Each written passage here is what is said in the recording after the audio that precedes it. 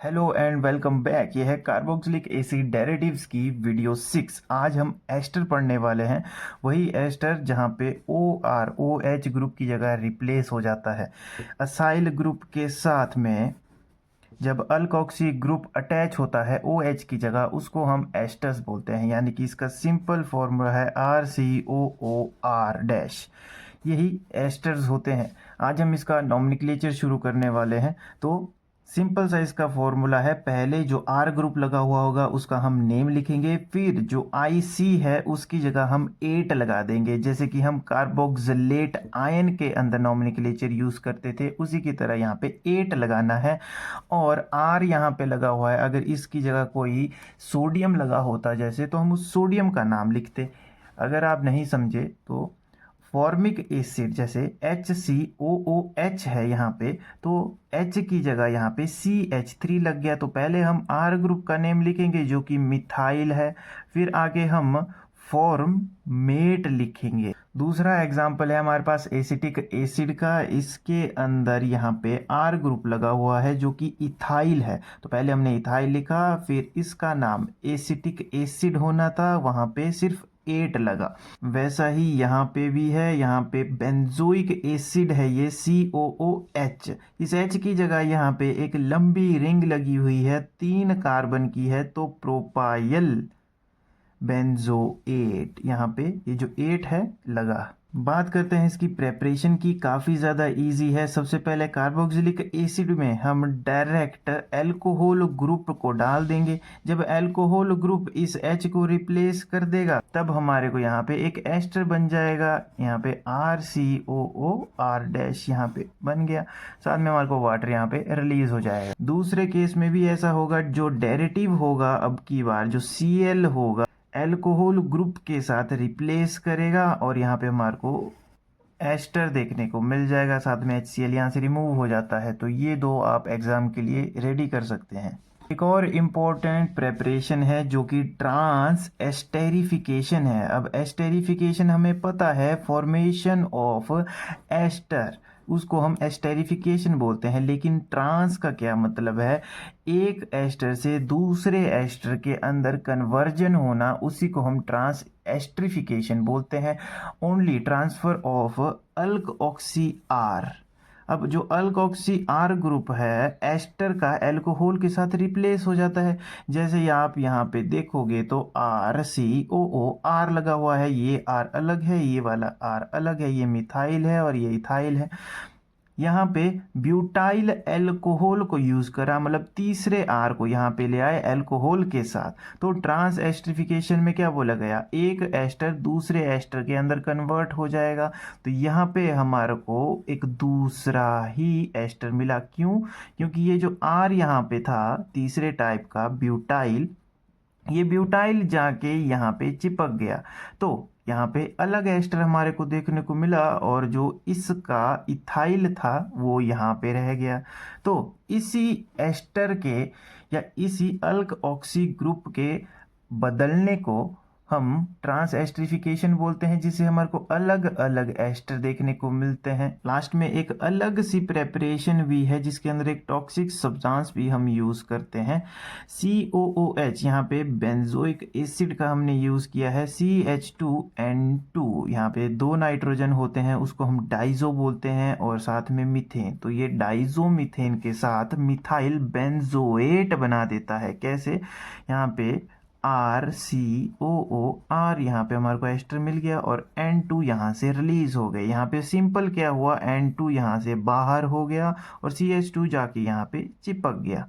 अगर इसको हम मैकेनिज्म से समझें तो यहाँ पे कार्बोक्सिलिक एसिड का जो हाइड्रोजन है इसके साथ इसके जो लोन पेयर है CH2 के, क्योंकि कार्बन के ऊपर नेगेटिव चार्ज है, ये 3 बॉन्ड यहाँ पे बना रहा है, इसको चौथा चाहिए, तो चौथे के लिए इसने हाइड्रोजन के साथ बॉन्डिंग बनाना चाहिए। उसी के चलते ऑक्सीजन ने यहाँ से बॉन्ड को रिकवर किया, जिसके चलते इसके ऊपर नेगेटिव चार्ज आ गया, और यहाँ पे CH3 पूरा हुआ, मीथेन हमारे को मिल गया। तो अब ये जो मीथेन है इस ऑक्सीजन के ऊपर ये जो एक्स्ट्रा लोन पेयर है ये भी इसको ही डोनेट हो जाते हैं, जिसके चलते यहाँ पे ये भी बॉन्ड से बाहर आ जाता है। तो N2 हमारे को अलग मिल जाते हैं और ये जो CH3 है ये पूरा पूरा ऑक्सीजन के साथ अटैच हो जाता है। इसकी फिजिकल प्रॉपर्टी ज़्यादा खास नहीं है, कलरलेस होगा लेकिन प्लीजेंट स्मेलिंग लिक्विड्स होंगे। याद रखना प्लीजेंट स्मेलिंग लिक्विड्स हैं। कार्बोक्सिलिक एसिड डेरिवेटिव्स में सिर्फ यही है प्लीजेंट स्मेलिंग लिक्विड, और सॉलिड्स भी हो सकते हैं। इनसॉल्युबल होता है वाटर के अंदर but soluble in most organic solvent, यानी कि नॉन पोलर के अंदर अच्छे से ये सॉल्युबल हो जाएगा। लो बॉइलिंग पॉइंट होगा due to lack of hydrogen bonding.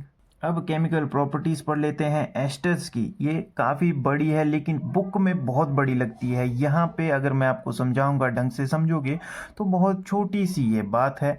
सबसे पहला है conversion into carboxylic acid and derivatives. Carboxylic acid का एक रिएक्शन है और डेरिवेटिव्स में क्या बात है, ये तीसरे रैंकिंग के ऊपर है रिएक्टिविटी में, और ये आपको पता है more reactive only less reactive को ही बना सकते हैं। अब तीसरे नंबर पे है तो ये दूसरे नंबर वाले को नहीं बना सकता। तो एक रिएक्शन कार्बोक्सिलिक एसिड को बनाने के लिए और दूसरा रिएक्शन अमाइड्स बनाने के लिए हम देखेंगे। सबसे पहला है हाइड्रोलिसिस। बुक के फर्स्ट में ही आपको बता दिया गया था कि जब भी कोई भी डेरिवेटिव हो अगर उसको एसिडिक मीडियम दिया जाएगा तो वो कार्बोक्सिलिक एसिड बनाएगा, और बेसिक मीडियम दिया जाएगा तो वो कार्बोक्सिलेट आयन बनाएगा। साथ में अल्कोहल की फॉर्मेशन होगी। एग्जाम्पल में हमने यहाँ पे RCOOR को यूज किया, यानी कि एस्टर को यूज करा बेसिक मीडियम के अंदर। इसके चलते हमारे को कार्बोक्सिलेट आयन देखने को मिला। अब यहाँ पे सोडियम था तो सोडियम इसके साथ आ जाएगा, सोडियम बेंजोएट बना देगा, और साथ में हमारे को अल्कोहल देखने को मिल जाएंगे। अब यहाँ पे क्या बात है, ये नॉन रिवर्सिबल रिएक्शन होते हैं बिकॉज ये जो इसका कार्बोक्सिलेट आयन होता है ये वेरी स्टेबल होता है। अब sodium salt of higher acid are used as soap. अगर यहाँ पे NaOH को हम यूज करते हैं, सोडियम एसीटेट बन जाता है, सोडियम बेंजोएट बन जाता है, जो भी बने, बस कार्बोक्सिलेट आयन के साथ सोडियम लगा हो और यहाँ पीछे एक लॉन्ग रिंग लगी हुई हो, उसको हम यूज करते हैं एज सोप। यहीं पे ये लिखा हुआ है sodium salts of higher acid are used as soap. Alkaline hydrolysis is also called saponification. तो जब भी हम एस्टर को NaOH के अंदर डालेंगे तब हमारे को सोप देखने को मिलेगा। जो सोप क्या है, सोडियम का जुड़ना कार्बोक्सिलेट आयन के साथ और पीछे एक लंबी रिंग लगी हुई है। का मैकेनिज्म देख लेते हैं अल्कलीन हाइड्रोलिसिस ऑफ एस्टर का, जो कि बहुत ही इजी है। यहाँ पे क्या होगा, सिंपल कार्बोक्सिलिक एसिड का डेरिवेटिव है एस्टर, यहाँ पे ऑक्सीजन को अपनी तरफ खींचेगा, OH आएगा जो कि डायरेक्टली इसके साथ अटैच हो जाएगा। यहाँ पे टेट्राहेड्रल इंटरमीडिएट बन जाता है लेकिन ऑक्सीजन के ऊपर नेगेटिव चार्ज रहेगा। तो ऑक्सीजन अपने नेगेटिव चार्ज को हटाता है, नीचे डबल बॉन्ड की रिकवरी करता है, और ये जो OH होता है ये रहेगा और यहाँ से OR रिप्लेस हो जाएगा, क्योंकि आपको पता है डेरिवेटिव्स का काम क्या होता है, लीव करना है, इसलिए ये सब गुड लीविंग ग्रुप्स होते हैं। जब खाली OH बचेगा तो जो OR बाहर निकला हुआ है उसके पास भी एक नेगेटिव चार्ज है, वो भी चाहेगा कि उसके साथ बॉन्डिंग बन जाए। तो ये जो इसके लोन पेयर है एक्स्ट्रा, वो हाइड्रोजन के साथ बॉन्डिंग बनाने की कोशिश करेंगे और ऑक्सीजन अपनी बॉन्ड की रिकवरी करेगा। तो उसके चलते हमारे को कार्बोक्सिलेट आयन मिल जाएगा, जिसके अंदर ये जो नेगेटिव चार्ज है दोनों ऑक्सीजन के बीच में इक्वली स्प्रेड है, और यहाँ पे डबल बॉन्ड कैरेक्टर भी दोनों में स्प्रेड हुए हैं। ये रेजोनेंस स्ट्रक्चर है जो कि 5th स्ट्रक्चर है पिछले चैप्टर की। तो हमारे को साथ में यहाँ पे अल्कोहल भी मिल जाता है। अब एविडेंस क्या बोलते हैं, एक तो काइनेटिक स्टडीज हुई है जिसके चलते पता लगता है कि ये सेकंड ऑर्डर ऑफ काइनेटिक्स है। सेकंड ऑर्डर का क्या मतलब है, इसके अंदर दो चीजें हैं जिनसे रिएक्शन के रेट के ऊपर फर्क पड़ता है, वही काइनेटिक स्टडीज बोलती है। दूसरा जो आइसोटोपिक लेबलिंग है उसमें ऑक्सीजन को इन्होंने लेबल किया था 18 करके, तो ये जो 18 है यहाँ पे लास्ट में अल्कोहल पे रिलीज हो जाता है।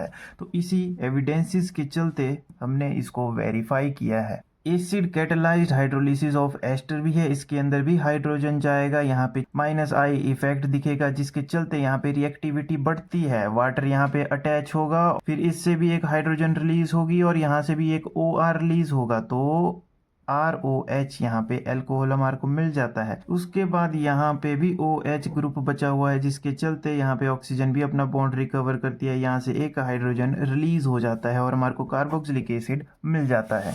अब जैसे मैंने बोला था कि अमाइड्स ही बना सकता है, तो दूसरा रिएक्शन ये है अमोनोलिसिस बोलेंगे हम इसको। सिंपली क्या होगा, अमोनिया जुड़ेगा, अमोनिया में NH2 ही यहाँ पे अटैच होगा, तो NH2 अटैच हो गया और यहाँ से हमारे को क्या मिल गया, यहाँ से OR ग्रुप रिलीज हुआ और यहाँ से एक H रिलीज हुआ जिसका एल्कोहल यहाँ पे हमारे को मिल गया। अगर मैकेनिज्म समझना है तो मैकेनिज्म में क्या हुआ, NH3 के पास आपको पता है लोन पेयर प्रेजेंट है, ये लोन पेयर सीधा कार्बन के साथ अटैच हुआ, यहाँ पे कार्बन के साथ ये अटैच हुए हैं, ऊपर ये जो लोन पेयर है ये वापस रिकवरी करता है जिसके चलते OR ग्रुप जो कि गुड लीविंग ग्रुप है यहाँ से लीव कर जाता है और NH3 में यहाँ पे पॉजिटिव चार्ज आ जाता है क्योंकि नाइट्रोजन 4 बॉन्ड बना लेती है, नाइट्रोजन 3 ही बॉन्ड में स्टेबल रहती है, तो यहाँ से ये इस हाइड्रोजन को भी रिलीज कर देती है और H और OR हमारे को यहाँ से मिल जाते हैं और लास्ट में हमारे को अमाइड देखने को मिल जाता है। तो ये इसका बहुत ही सिंपल सा मैकेनिज्म है। इसमें तीसरा रिएक्शन ट्रांस एस्टेरिफिकेशन है, हमने पीछे भी पढ़ा कि दूसरे एस्टर के अंदर कन्वर्ट होना, तो उसमें भी सिंपल था कि एल्कोहल इसके साथ ऐड किया जाएगा और उसका जो अल्कोक्सी ग्रुप का R ग्रुप होगा जिसके ऊपर डबल डैश लगा हुआ है ये इसको रिप्लेस कर देगा अपने आप से। कैसे, एसिडिक मीडियम के अंदर ये सब होगा और ये एक दूसरे से रिप्लेस हो जाएंगे जिसका मैकेनिज्म यहाँ पे है। यहाँ पे बेस कैटालाइज्ड है लेकिन उससे पहले हम एसिड कैटालाइज्ड पढ़ लेते हैं। क्या होगा, ये जो एस्टर होगा इसमें ये जो H आएगी बाहर से यहाँ पे चिपक जाएगी। अब आपको पता है यहाँ पे H चिपकती है जिसके चलते -I इफेक्ट होता है, यहाँ से डेंसिटी अपनी तरफ को खींचेगी ये, तो कार्बन के ऊपर रिएक्टिविटी बढ़ेगी, तो जो OR ग्रुप है इनकमिंग न्यूक्लियोफाइल है वो सीधा कार्बन के साथ चिपक जाएगा, यहाँ पे चिपक भी गया है, तो यहाँ पे ये अलग वाली R है और ये अलग वाली R है। फिर एसिडिक मीडियम के चलते यहाँ पे एक हाइड्रोजन जो अटैच हुई है ये यहाँ से पूरा का पूरा ही रिमूव हो जाएगा, यानी कि ये जो पहली वाली यहाँ पे R थी जो कि एस्टर में पहले से प्रेजेंट थी इसी को यहाँ से रिमूव कर दिया जाता है, तो ROH यहाँ से रिमूव हो जाती है। फिर यहाँ पे पॉजिटिव चार्ज कार्बन के ऊपर रहता है जहाँ पे ये जो हाइड्रोजन है यहाँ से रिमूव हो जाती है, मतलब ये वाली, और इसके ऊपर यहाँ पे बॉन्ड रिकवर हो जाता है। तो R ग्रुप है वो अलग है और स्टार्टिंग में जो R ग्रुप था वो अलग था। होगा कैसे, जब यहाँ पे दूसरी जो एल्कोहल ग्रुप का अल्कोक्सी ग्रुप है जब वो चिपकता है तो जो गुड लिविंग ग्रुप है जो पहले से R है वो रिलीज हो जाती है क्योंकि वो गुड लिविंग ग्रुप है, और जो बाहर से अल्कोक्सी ग्रुप आता है वो डायरेक्ट चिपक जाता है और चिपका ही रहता है लास्ट तक, और लास्ट में हमारे को अलग एस्टर इसलिए देखने को मिलता है। बेस कैटालाइज्ड में डायरेक्ट ये रिएक्शन होगा, OR आएगा वो डायरेक्ट यहाँ पे चिपकेगा और ये जो OR है as a good leaving group यहाँ से ये लीव कर रही है और ये हमारे को यहाँ पे मिल जाएगा। अदर रिएक्शन में हम सीधा फिफ्थ रिएक्शन के ऊपर जा रहे हैं। फोर्थ जो है रिडक्शन है वो हमने बहुत बार पढ़ ली है, तो आप भी उसको पढ़ लेना, इम्पोर्टेंट नहीं है, बिल्कुल भी एग्जाम में नहीं आएगी। यहाँ पे ग्रिगनार्ड रिएजेंट हमने यूज़ किया है RMgX, तो जब भी RMgX के साथ ये रिएक्ट करता है अदर रिएक्शन के अंदर ये जो ग्रिगनार्ड रिएजेंट है इसके साथ एस्टर रिएक्ट करता है और टर्शरी एल्कोहल्स बना लेता है, लेकिन ये जो मिथाइल फॉर्मेट है HCOOR इसके साथ ये सेकेंडरी अल्कोहल बनाता है। पहले टर्शरी अल्कोहल्स देख लेते हैं। सिंपल सा रिएक्शन है, RMgX जो है ये इसके साथ रिएक्ट करेगा, ये जो OR ग्रुप है आपको पता है गुड लिविंग ग्रुप है यहाँ से रिलीज हो जाएगा, और RMgX में ये जो R है ये सीधा इसके साथ चिपक जाएगा क्योंकि यहाँ पे डेफिशिएंसी होगी, तो उसी के चलते ये R ग्रुप यहाँ पे चिपक जाता है, और यहाँ का ये जो R ग्रुप होता है और O होता है मैंने बोला ये लीव करता है, ये इसके साथ चिपक जाता है, वही हम यहाँ पे देख पा रहे हैं। फिर से आता है और यहाँ का ये जो R ग्रुप है ये फिर से यहाँ पे अटैच हो जाता है, जब ये फिर से यहाँ पे अटैच हो जाएगा, इसका MgX अब की बार ऑक्सीजन के साथ बॉन्डिंग बना लेता है, क्योंकि इसको दूसरा कोई भी लिविंग ग्रुप नहीं मिला, तो MgX यहाँ पे रिएक्ट कर जाएगा। पिछली बार MgX को यहाँ से OR मिला था तो ये अलग था, अब की बार MgX ऑक्सीजन के साथ चिपक जाता है। तो उसके बाद यहाँ पे हम H3O पॉजिटिव हाइड्रोनियम आयन देते हैं, मतलब वाटर के सॉल्यूशन के अंदर ही होगा, हाइड्रोनियम आयन को ये यूज करेगा। एक H यहाँ पे रिप्लेस हो जाएगी, बाकी OH ग्रुप यहाँ पे लग जाएगा MgX के साथ, क्योंकि हमारे को MgX यहाँ से हटाना है। उसके चलते हमारे को टर्शरी अल्कोहल मिल जाता है, और ये एक्सीलेंट मेथड होता है टर्शरी अल्कोहल बनाने के लिए। लेकिन फॉर्मिक एसिड जैसे मैंने आपको बताया था सेकेंडरी अल्कोहल बनाने के लिए यूज किया जाता है। मैकेनिज्म अगर हम इसका देखें तो वही होगा, ऑक्सीजन अपना बॉन्ड रिकवर करेगी, जो R MgX में जो R है वो यहाँ पे चिपक जाएगा, फिर इससे ये बाहर निकलेगा ROMgX, मतलब जो हमारे को बचा हुआ MgX यहाँ का और OR यहाँ का ROMgX, मतलब ये वाले मॉलिक्यूल जो कि R यहाँ पे चिपक गया है। अब ये जो यहाँ पे बताया गया है ये इंटरमीडिएट स्टेट है, जो ये बताती है कि इन दोनों को यहाँ से रिलीज किया गया है। अब हमारे पास RC डबल बॉन्ड OR रहता है, जिसके अंदर हम फिर से ग्रिगनार्ड रिएजेंट डालते हैं, वो OMgX, मतलब MgX यहाँ ऊपर चिपकता है और वो जो दूसरा R ग्रुप है वो कार्बन के साथ बॉन्डिंग बना लेता है। तो फिर इसके अंदर हम वाटर डालते हैं। वाटर क्या है, यहाँ पे H यहाँ पे देगा और दूसरा H यहाँ पे देगा, और हमारे पास टर्शरी अल्कोहल मिल जाता है। टर्शरी अल्कोहल का कैसे पता चलता है, जो OH ग्रुप है जिस कार्बन के साथ जुड़ा हुआ होगा वो कार्बन कितने और कार्बन से जुड़ा हुआ है यही बताता है। मान के चलिए अगर यहाँ पे 2 ही R ग्रुप होते, यहाँ पे हाइड्रोजन होती तो ये सेकेंडरी होते, यहाँ पे एक और हाइड्रोजन होते तो ये टर्शरी होते। तो फॉर्मिक एसिड के केस में यहाँ पे एक H प्रेजेंट होता है, क्योंकि फॉर्मिक एसिड का फॉर्मूला ये होता है, तो H यहाँ पे होगा तो उसी के चलते यहाँ पे सेकेंडरी बनते हैं। अब सीधा 8th रिएक्शन पढ़ते हैं, रिफॉर्मेट्स्की रिएक्शन। इसके अंदर क्या होता है, एल्डिहाइड और कीटोन का जब हम अल्फा ब्रोमो ईस्टर है, क्या ईस्टर ही है, RCOO R ग्रुप में अल्फा पोजीशन के ऊपर ब्रोमो लगा हुआ होता है, मतलब ब्रोमीन लगी हुई होती है, तो उसी को हम अल्फा ब्रोमो ईस्टर बोलते हैं। एल्डिहाइड कीटोन की प्रेजेंस में और जिंक की प्रेजेंस में एक रिएक्शन होता है, जिसके लिए हमारे को या तो ईथर या तो बेंजीन रिंग चाहिए होती है। ईथर मतलब ROR ग्रुप या बेंजीन भी। तो क्या होगा, एल्डिहाइड या कीटोन होगा जिसका जो डबल बॉन्ड होगा उसमें ऑक्सीजन चिपकी हुई होगी, उसमें सीधा जिंक चिपकेगा और जो ब्रोमीन हमने यूज करी है वो यहाँ पे चिपक जाएगी। उसी के साथ में नीचे को जो CH ग्रुप यानी कि ईस्टर ग्रुप बचा हुआ था वो पूरा का पूरा वैसे ही कार्बन के साथ एक और बॉन्ड बना लेगा, यानी कि जो अल्फा ब्रोमो था वो अल्फा ब्रोमो अभी यहाँ पे पहुंच गया, ब्रोमीन ने जिंक के साथ एडिशन कर लिया।